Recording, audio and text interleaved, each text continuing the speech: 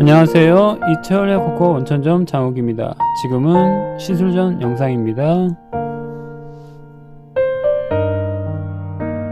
일반 샴푸처럼 거품만 내는 게 아니라 담수라는 걸 해요. 독에 물을 받아서 샴푸를 한 4~5풀을 푼 상태에서 모발을 완전히 담그죠. 그 상태에서 마사지를 해서 샴푸를 합니다. 뭐 담수 이런 거 요즘에 많이 하거든요. 샴푸뿐만 아니라. 그래서 그럴 때는 실리콘으로 된 컵받침이 있어요. 그것도 잘 막혀요. 빼기도 편하고. 일반적으로 그냥 샴푸하는 것보다 이 작업이 회전력이 3배에서 4배까지 올라가요. 두피는 가볍게만 하시면 됩니다. 모발이 중요한 거기 때문에.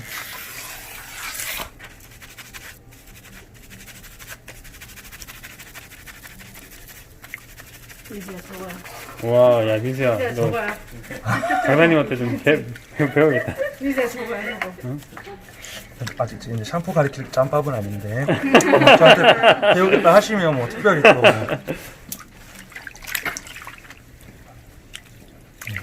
그래서 두피는 어느 정도만 해주시면 되고, 이제 중요한 게 이 모발 안에서, 물 안에서, 이 안에서 마사지를 해주는 거예요.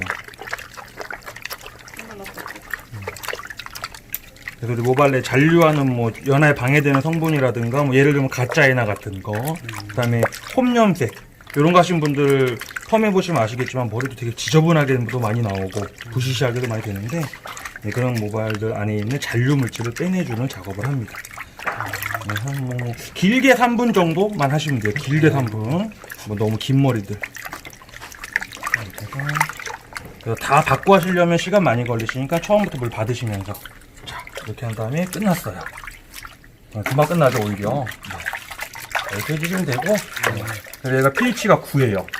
그래서 좀 발수성이라든가 좀 질긴 모발도 큐티클도 열어줍니다, 얘가. 그래서 연화되는 과정 속에서 좀 빠르게 진행할 수도 있고.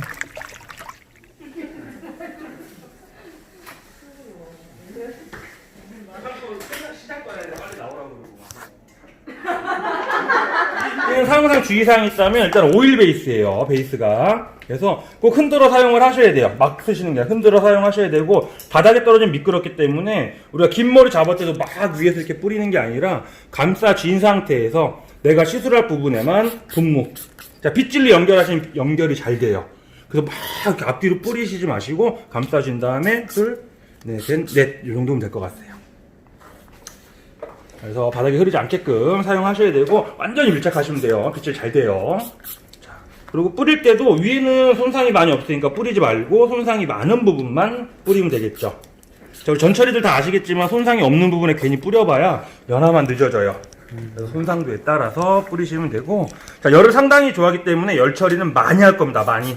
그래서 지금처럼 이 탈색 모발 기준으로는 거의 100% 건조될 때까지 열처리를 해야 되기 때문에 손상이 많은 머리들은 롤러볼보다 드라이가 더 좋고요. 자, 일반 염색모는 롤러볼 10분만 딱 쓰시면 돼요. 비닐캡은 하셔도 되고 안 하셔도 됩니다. 볼 때도 감싸진 상태에서 분무 빗질로 연결할게요. 너무 막 흠뻑 적시지 않아도 지금 보시는 것처럼 빗질로 연결이 잘 돼요. 너무 많이 안 써도 되겠죠. 자, 다음에 열처리는 드라이로 하겠습니다. 너무 바쁘다. 그럴 때는 롤러볼 쓰시면 되고, 내가 한가하다, 아니면 이분이 손상이 많다, 자, 그러면 드라이로 빨리빨리 열처리 하시면 되고, 제가 수분이 있을 때는 부드럽지만 건조가 되면 단단해집니다. 건조가 탈색모니까 열처리를 좀 많이 해야겠죠. 열처리 한 번 끝났고요. 이 작업을 극손상 탈색모 기준 3회까지 합니다. 한 번에 끝나는 게 아니에요. 그래서 손상이 많다고 많이 뿌리는 게 좋은 게 아니라 흐르지 않을 정도 분무한 상태에서 손상이 너무 많다. 자, 그러면 다시 분무를 해요. 분무한 상태에서 손상이 심한 부분만 반복 작업.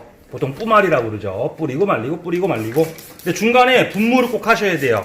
자, 분무하는 이유는 일단 모발은 100% 건조가 되면 큐티클이 다치죠. 침수성 구간을 열어줘야 되고요.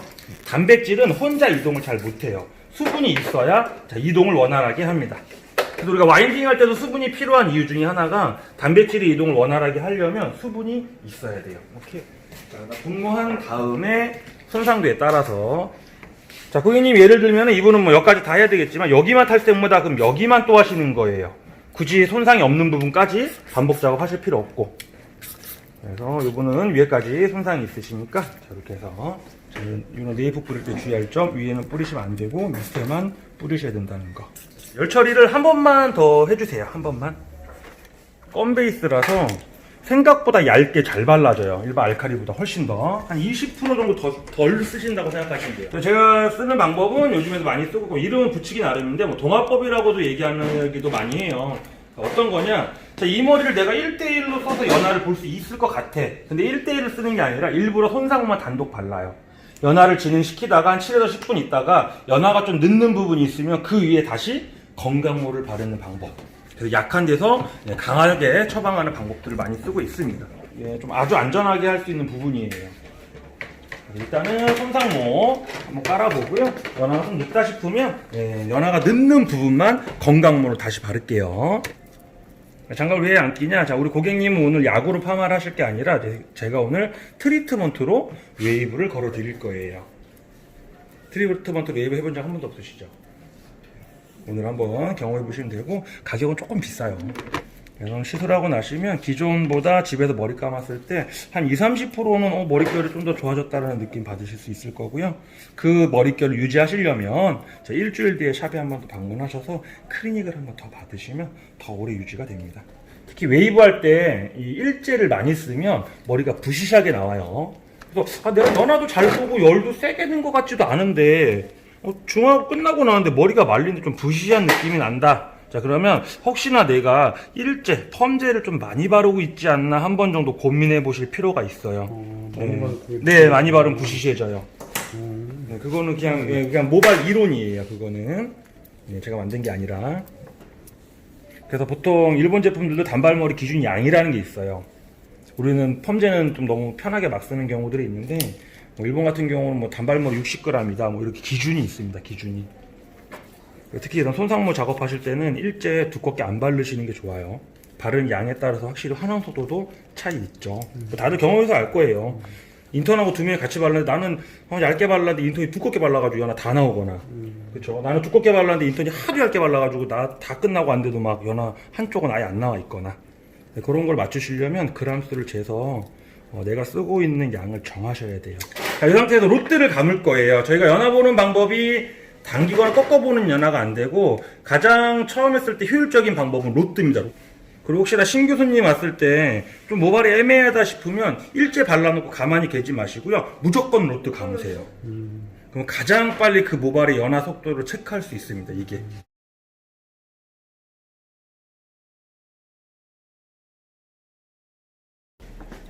저 뒤에 있어. 자, 하나만 말아도 될 것 같아요. 지금 보면은 파마 연화 다 나온 것 같죠. 자, 근데 여기서 어떻게 하셔야 되냐? 한번 펴요.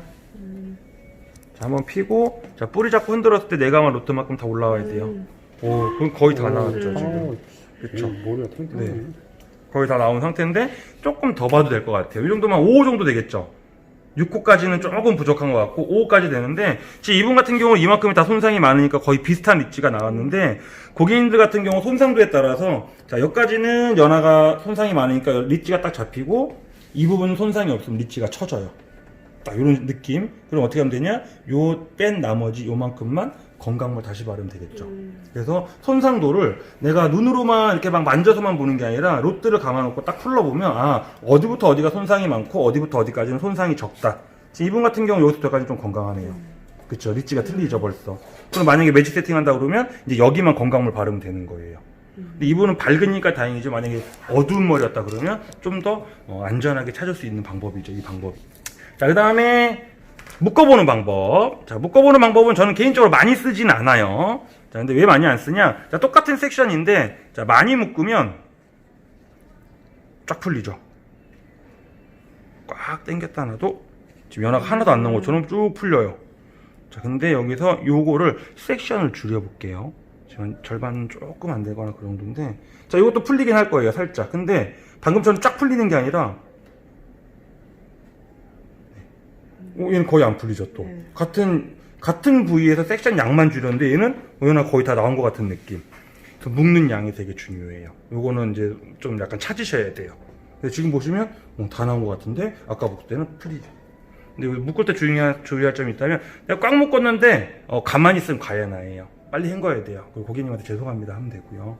자, 그 다음에 연화가 얘는 다 나와도 얘가 숨이 안 죽기 때문에 살짝 펴져요. 지금 탈색문데도 불구하고 딱 놨을 때 얘가 살짝 풀리고 멈춰야지 연화가 나온 거예요. 숨이 아직 안 죽었죠.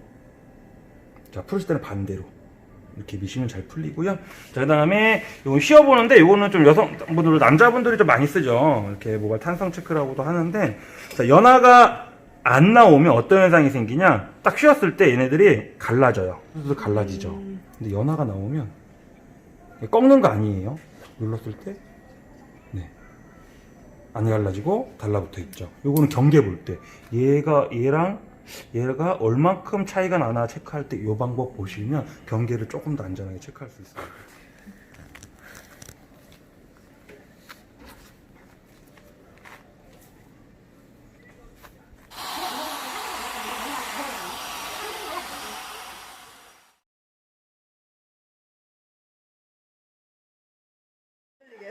난 그게 좋아.